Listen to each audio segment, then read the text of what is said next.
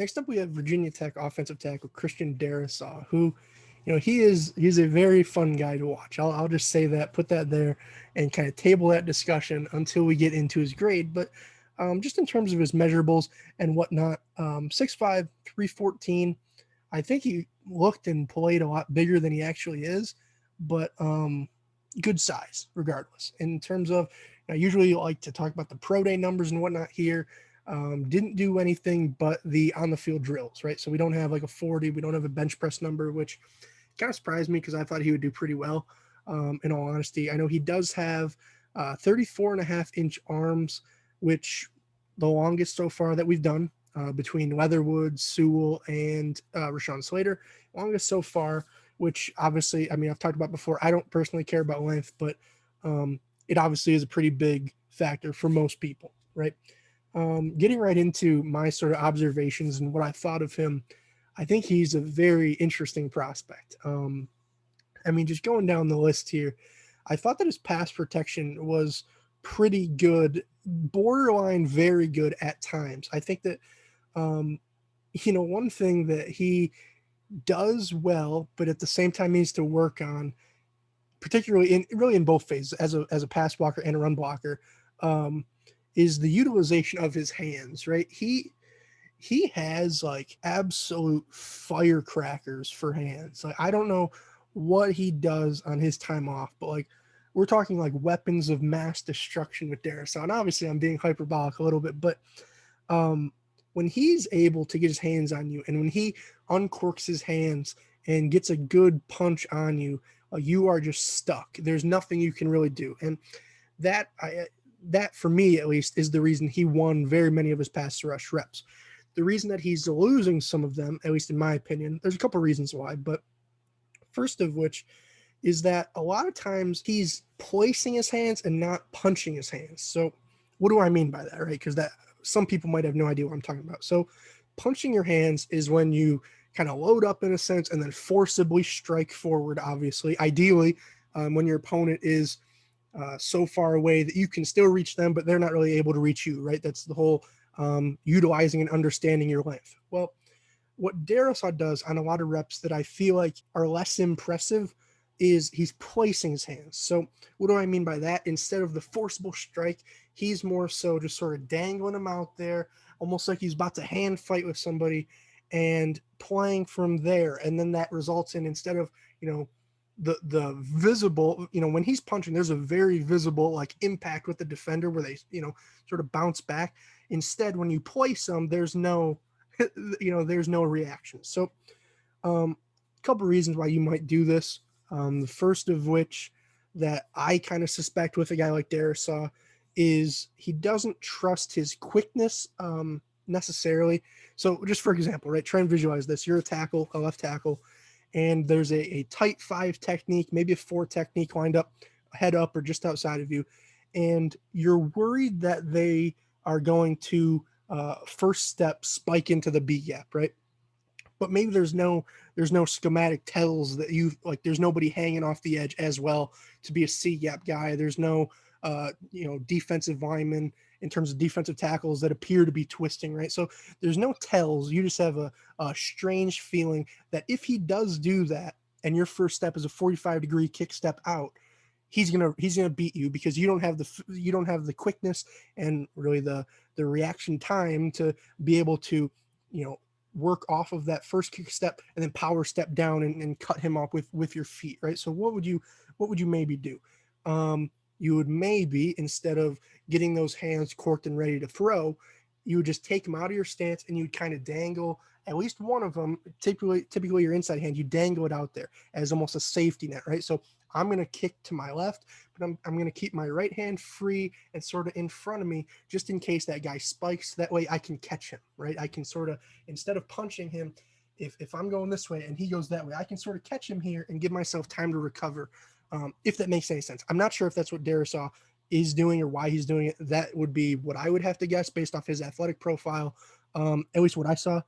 I didn't think that he was necessarily the quickest guy, the most fleet of foot in that regard, but I think that that's kind of what he's doing. And for me, I would say to him, just throw your hands. Like, I want to see you unload the weapons of mass destruction every single play. I want you to, bring the hammers down. Like I think that when he does punch you, you are dead in your tracks. And that's why the power and strength grade is what it is, a 9 out of 10, the highest I've given to this point. The hand grade itself, 7.5 out of 10.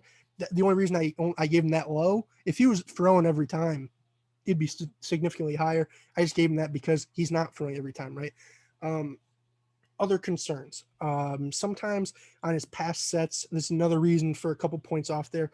He's clicking his heels together on his first two steps. It was really prevalent in the Miami and Boston College game, at least is when I really picked up on it, which is tough when you don't have the All-22 film. But on those, when you're on your steps, right? I don't know if this will be tough to visualize as well, but on your steps, the whole purpose is you're going to maintain a base the entire time, a solid base, a shoulder width generally base. So your first step, if it's this far, your second step is this far, right? And you're just going to keep moving as you go. Well, what Darrisaw does a decent bit of the time is he's going to take an incredibly short step with this first foot, this back sort of kick sliding foot.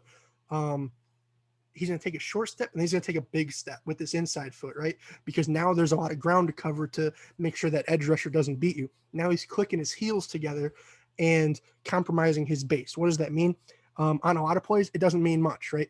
But if you get to the next level and guys pick up on that, they're just going to bring that sort of initial speed rush right into you as soon as you click your heels together and have a narrow base, and they're going to just flatten you and get an easy sack, right? Like that's just something that if you don't have that strong, wide, firm base with your feet in the ground, you're going to lose.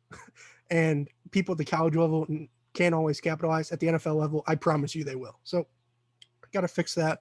Not as easy as it might sound. I mean, I had one teammate who it took him 2.5 years to figure that out. Now, obviously he has, and he's been playing better, but it's not something that you just do night and day, right? Because your feet aren't naturally staying apart, right? Like try walking up the stairs or just in the hallway and keep your feet shoulder width apart, right? It really doesn't happen. Your feet are kind of naturally going to come together. His are doing so when you absolutely don't want them to, right? Because 1-2 steps into it, if that guy cuts it up and under and comes right at you, you're dead. So he's got to work on that most definitely.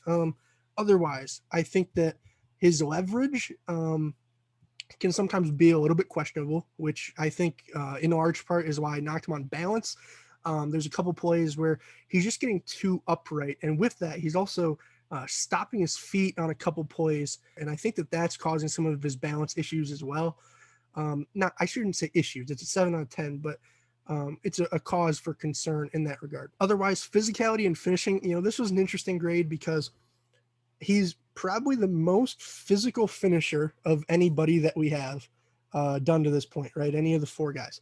But at the same time, that doesn't mean he finishes plays consistently enough to where I would give him a 9 or 10, right? There are plays where he's just kind of letting up early, and then there's other plays where he's driving guys into the dirt. And it's just an interesting contrast, right? Because if he was that physical finishing every play, that, if he had that mindset every play, that grade would be a 9.5, because there's plays where one screen play, it might've been a reverse actually. He was blocking a guy 25, 30 yards downfield, makes the touchdown block, and beautiful play. There's other plays where it's more of the block, couple seconds, let go, what's going on, let me look around and watch. Well, if he had that same motor every play, that grade would be a little bit higher.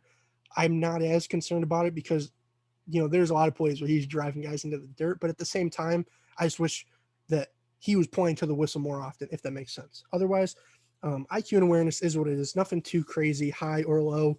I thought it was better than Leatherwood, slightly worse than the top two guys, Sewell and Slater.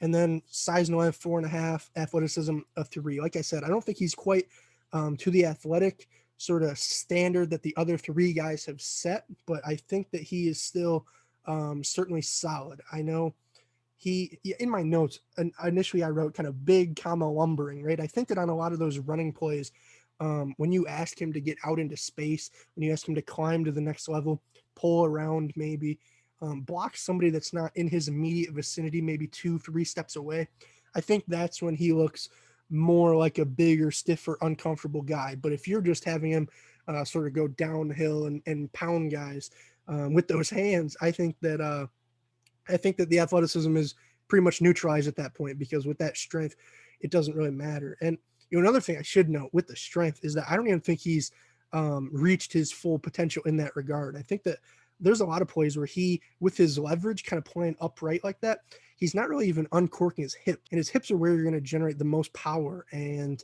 um, man, if you combine the hands, that initial strike, that forcible strike, with rolling your hips into it and really getting some forward momentum going, especially when you're run blocking, like, oh man, I think that 14.25 could eventually be a 15, if not break the scale, right? I really think that there's some potential there. We just got to keep working with him, right? If he continues to significantly improve, I think that we could be looking at a really, really good tackle for a long time here. In terms of where that falls on my overall big board, then I have him as an 84.59 once you account for his position. Obviously, left tackle, a premium spot, no question.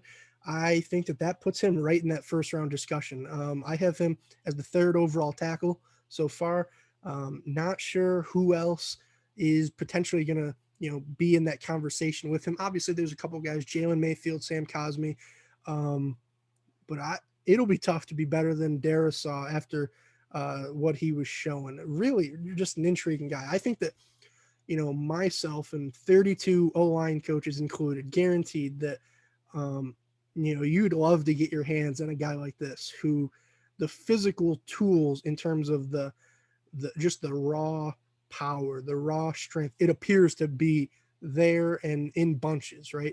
But then the question becomes, can you refine those other sort of technical concerns, particularly like that first, second step thing as a pass blocker, maybe get him to punch more often than place.